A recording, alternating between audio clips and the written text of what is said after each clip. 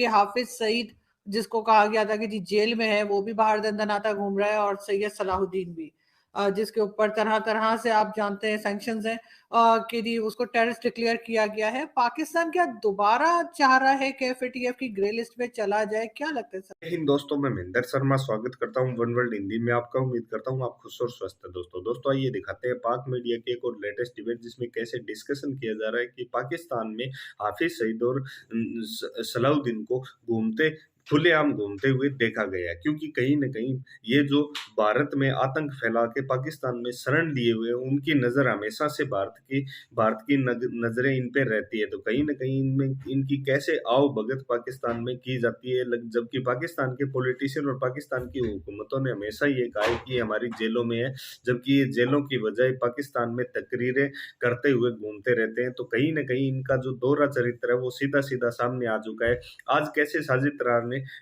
विश्लेषण करके बताया कि कैसे एफएटीएफ में आज एक भारतीय जो प्रमुख बना हुआ है, क्या आप सोचते हो कि आप इनको इतनी खुली छूट देके पाकिस्तान में दहशतगर्दों को सपोर्ट करके आप कैसे कैसे भारत से किसी भी तरह की उम्मीद रख सकते हो, और कैसे अब आगे आने वाले समय में एफएटीएफ में इसका क्या प्रभाव पड़ेगा? इसी प्रकार का विश्लेषण इस डिबेट में किया गया है।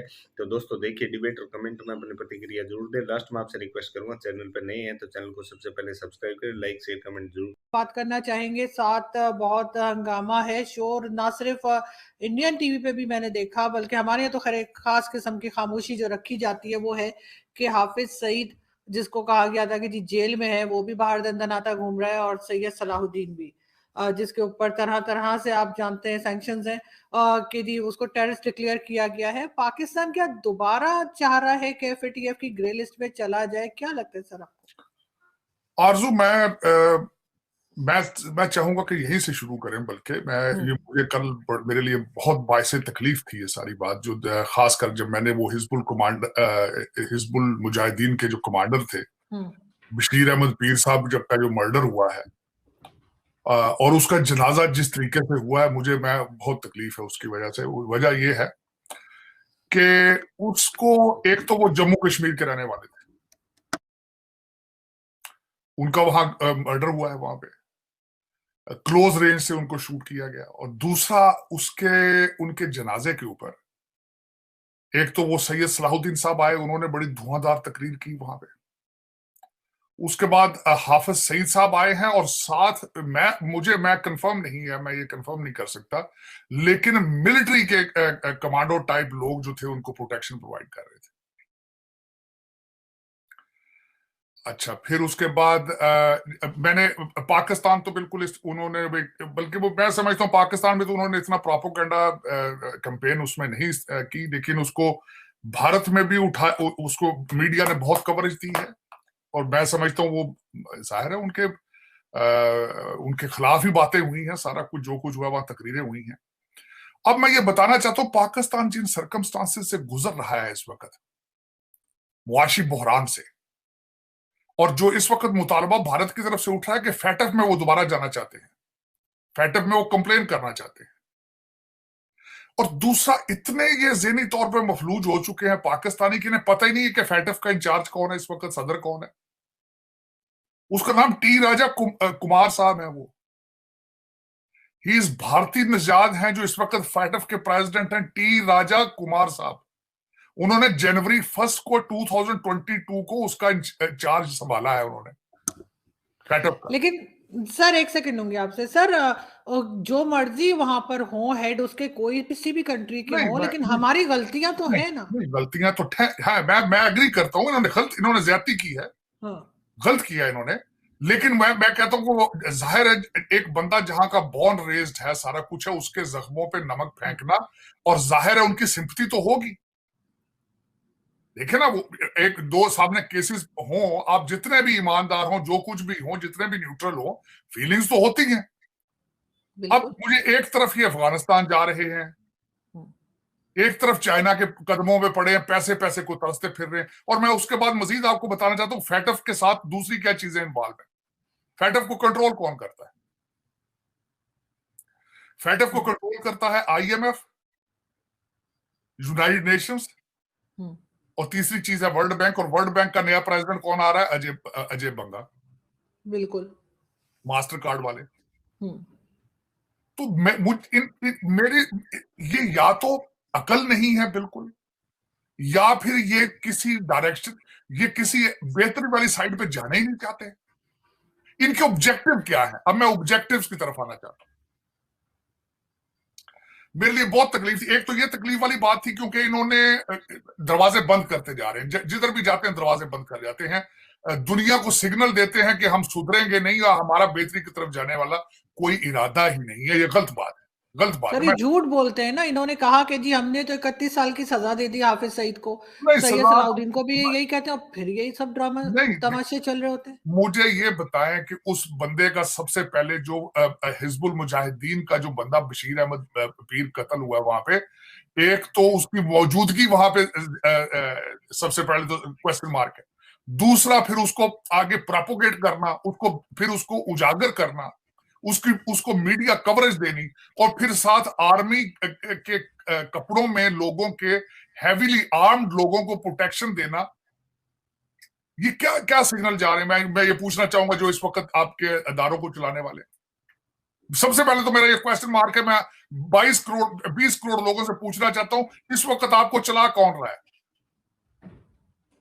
आप हेडलेस स्टेट है इस वक्त, आपका कोई हेड नहीं है इस वक्त, आपकी कोई डायरेक्शन नहीं है। अब मैं बताता हूं किस तरह डायरेक्शन नहीं है, आपके हालात क्या है। आपका defence minister, serving defence minister ने अगले दिन नेशनल असेंबली में खड़े होकर जो तकरीर की है, और बल्कि मैं समझता हूं तकरीर के अंदर भी बड़े मुझे फला मिले हैं। फला ये है, एक तो उसके पास जुर्रत ही नहीं थी कि उस अफसर का नाम लेते वो, और दूसरा भी बार बार क्रिटिसाइज करते हो, या तो इस्तीफा दे दो या करेक्शन करो इसकी। उन्होंने क्या फरमाया है? उन्होंने कहा है कि एक चीफ मिनिस्टर साहब ने बताया कि एक सर्विंग ब्यूरोक्रेट जो है 21 ग्रेड का या 22 का अभी भी जॉब पर है, उसकी बच्ची की शादी के ऊपर 72 करोड़ की इस्लामियां इकट्ठी हो रही थी, और ज्वेलरी और गाड़ियों के तोहफे उससे अलग हैं, और उसकी दूसरी बच्ची की शादी पर 1 अरब 20 करोड़ की इस्लामियां इकट्ठी हुई थी। और मैं जब आज इस पे सारा कुछ देख रहा हूं, आज आपके किसी आज मेरा ख्याल है जर्नलिस्ट ने, किसी ने उसका नाम भी लेने की, प्रिडिक्ट करने की कोशिश की है, पता नहीं है मुबैना तौर पर वो ठीक है या नहीं है, कि उनका नाम टीके साहब है, जो पिछली दफा बुजदार साहब के जो चीफ ऑफ स्टाफ थे। ये उनकी बच्ची की शादी, ये दिस इज व्हाट किसी जर्नलिस्ट ने आज 2-3 जर्नलिस्ट की मैं भी बात सुनकर आया हूं वहां से। लेकिन मुझे ये बताएं, टीके एक नहीं है, आपके पास 10,000 टीके हैं इस वक्त जो पाकिस्तान को टीके लगा रहे हैं। और आपकी ब्यूरोक्रेसी के अंदर जो एक ट्रेंड बन चुका है कि जब अपनी की स्पॉट पर जाते हैं तो बच्चों की शादियां करते हैं ये, और वहां से ये कलेक्शन करते हैं, लूटते हैं ये। और उनको देने वाले कौन होते हैं? देते वो हैं ठेकेदार टाइप। वो 10-10 करोड़ 5-5 करोड़ के गिफ्ट देकर 50-50 करोड़ बनाते हैं।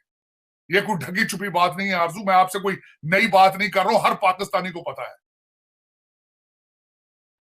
लेकिन आप कहां जाना चाह रहे हैं इस वक्त? मैं एक छोटी सी मिसाल आपको देता हूं। आपके ऊपर फेडअप की पाबंदियां फिर लग जाती हैं, कहां जाएंगे आप? नुकसान किसका होगा? एक्सपोर्टर का नुकसान होगा, जो मिडिल क्लास से ताल्लुक रहता है।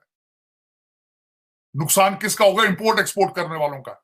ये जो लूटने वाले हैं, जिनके बच्चे लंदन में बैठे हैं या टोरंटो और न्यूयॉर्क में बैठे हैं, इनकी सेहत पर कोई असर नहीं है।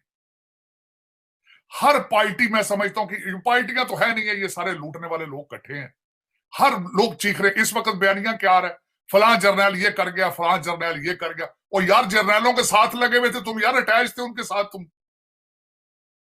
कभी पाकिस्तान के अंदर एक party alone as a solo corruption नहीं कर सकती जब उसके साथ ब्यूरोक्रेसी इन्वॉल्व ना हो, सियासतदान ना हो। सारा एक मैकेनिज्म है, एक मशीनरी है। लेकिन आज मैं ये बता रहा हूं कि मैं बड़ा पहले भी मायूस था, आज मैं फिर एक दफा मायूस हुआ हूं। एक तो ये बशीर अहमद पीर के कत्ल के बाद जो जलसा हुआ है वहां पे, उसके फ्यूनरल पर, और दूसरा ये ख्वाजा आसिफ की स्पीच नेशनल असेंबली के फ्लोर से खड़े होके एडमिशन उसने कर लिया है एक चीज का, बहसीते कंट्री नहीं, बहसीते सोसाइटी आप कोलैप्स कर रहे हैं। बहसीत सोसाइटी, एज ए कंट्री तो आप मेरी नजर से पूछें, मैं सारी जिंदगी पॉलिटिकल साइंस पढ़ता रहा हूं, आप कंट्री की डेफिनेशन में नहीं आते हो। आप सॉवरेंटी नहीं है, रेट ऑफ गवर्नमेंट नहीं है, बॉर्डर्स नहीं है, फेडरेशन नहीं है, तो कंट्री किस चीज से आप कहेंगे हम कंट्री हैं? बहसीते इंसान फेल हो रहे हैं आप, बहसीते सोसाइटी फेल हो रहे हैं आज आप। 1 अरब 20 करोड़ की सलामियां इकट्ठी करने वाला बंदा अभी पाकिस्तान के अंदर मौजूद है, बैठा है। नेशनल असेंबली पे उसको पकड़ा गया है, उसने क्लेम किया है, सिटिंग डिफेंस मिनिस्टर ने, किसी ने पकड़ा है उसको? किसी ने क्वेश्चन किया? कौन पकड़ सकते हैं सर, किसकी हिम्मत है? नहीं, हिम्मत देखे ना भाई, नहीं सब मिले हुए होते हैं, नहीं तो आपस में सब मिले हुए होते हैं। नहीं आरजू, मुझे खत्म कर लेते। इसी फ्लोर पर इसी पर कहा गया था दुनिया का वाहिद कंट्री है जो कलमे की बेस पर बना है। सऊदी अरेबिया भी नहीं कलमे की बेस पर बना। मैं उस कंट्री की बात कर रहा हूं, मैं कांगो की बात नहीं कर रहा हूं, मैं बात किसी और मुल्क की नहीं कर रहा हूं। ये कलमे की बेस पर बना है, लैंड ऑफ प्योर है ये 2 नेशन थ्योरी की बेस पर बना था ये। मैं उस मुल्क की बात कर रहा हूं। मैं आज शर्मिंदा हूं इस चीज, शर्मिंदा कि उसने, ख्वाजा आसिफ ने असेंबली के फ्लोर पर एलिगेशन लगाई है, अभी तक किसी को जुर्रत नहीं हुई कि उसके ऊपर एक्शन लिया जा सके। अब मैं दूसरी बात भी एक बताना चाहता हूं। परवेज लाई साहब, जिनके बारे में उन्होंने कहा है जो चीफ मिनिस्टर थे, उन्होंने 4 लोगों की इन्वेस्टिगेशन एंटी करप्शन से रोकी थी। वो ये स्टोरी भी उन्होंने खुद ही बताई थी, और टीके का केस एंटी करप्शन में था मौजूद, और उसको भी खत्म उन्होंने कराया। 4 लोग कौन थे? फराह गोगी थी, उनके हस्बैंड थे, ये टीके साहब थे, और एक और केस थे। 4 केसेस उन्होंने एंटी करप्शन को अपने दौर में इन्वेस्टिगेशंस रुकाकर एनआरओ दिया था, उनकी इन्वेस्टिगेशंस वाइप आउट कराया था। तो लेकिन देखें, मैं दुख होता है, मैं मुसलसल आरजू दुख इस चीज पे होता है, मैं कोई फ्रेंच नहीं हूं, मैं भी पाकिस्तानी हूं, मैं भी पंजाबी हूं। मैं अपने डीएनए पे मुसलसल रोज सोचता हूं क्या वजह है, क्या वजह है? हम, दुनिया तरक्की की तरफ जा रही है, दुनिया सारी राइट साइड पे डायरेक्शन पे जा रही है, हम लेफ्ट साइड पे जा रहे हैं। दुनिया, मैं अजय बंगे का जब पढ़ता हूं, मैं जब देख रहा हूं इस वक्त के भारतीय कहां से कहां जाते जा रहे हैं, तो जब अपने आप को देखता हूं तो शर्मिंदगी से अलावा कुछ भी नहीं है। आप पस्तियों की नई से नई डेफिनेशंस आप इजाद कर रहे हैं।